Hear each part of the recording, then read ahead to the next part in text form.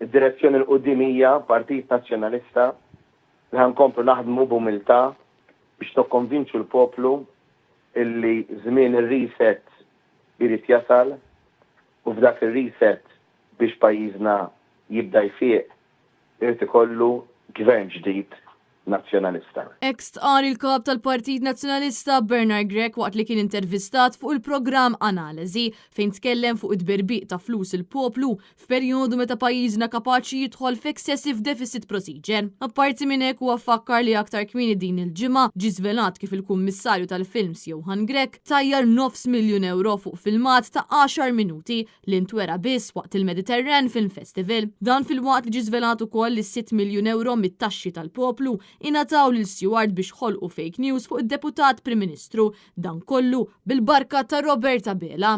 Dawn il-flus li Robert Abela tar il-Stewart intużaw biex isir frame-up fuq id-deputat Prim Ministru tiegħu stess.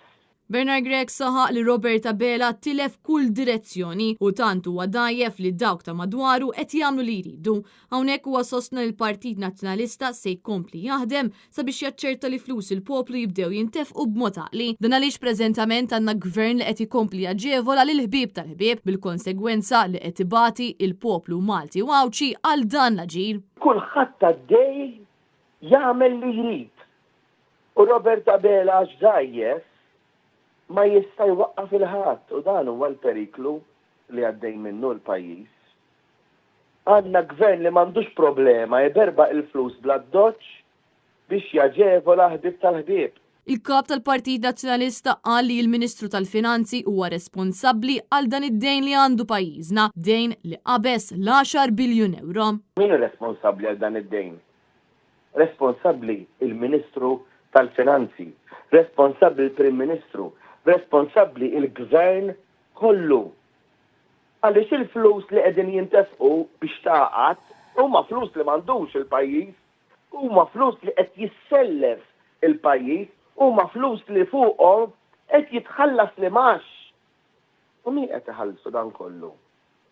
Qed iħallsu il-poplu Malti u Awċi mit-taxxi tiegħu. Meta mistoqsi fuq l-ambjent Bernard Grech qal li jidher biċ-ċar li għall-Partit Laburista l-ambjent mhuwiex priorità tant li ma resqux id-diskussjoni quddiem il-Parlament, diskussjoni li twassal sabiex l-ambjent ikun dritt fundamentali fil-Kostituzzjoni ta' pajjiżna. Hawnhekk huwa fakkar fil-proposti tal-Partit Nazzjonalista dwar l-ambjent. Aħna se nassiguraw li mhux biss naraw li jinħolqu spazji ħodor ġodda, imma oppost għal dak li qed jagħmel il-gvern preżenti naraw li nħarsu dawn l-ispazji pubbliċi illi hemm bħalissa u noħolqu oħrajn.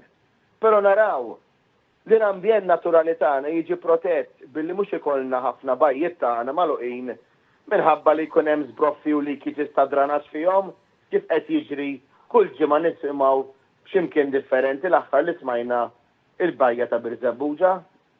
Evidenti li dan il-gvern li kabbar il-popolazzjoni ta' pajjiżna mingħajr ma investa fl-infrastruttura qiegħed joħloq u stess issues ambjentali serji. Giulia Falzon għal Net News.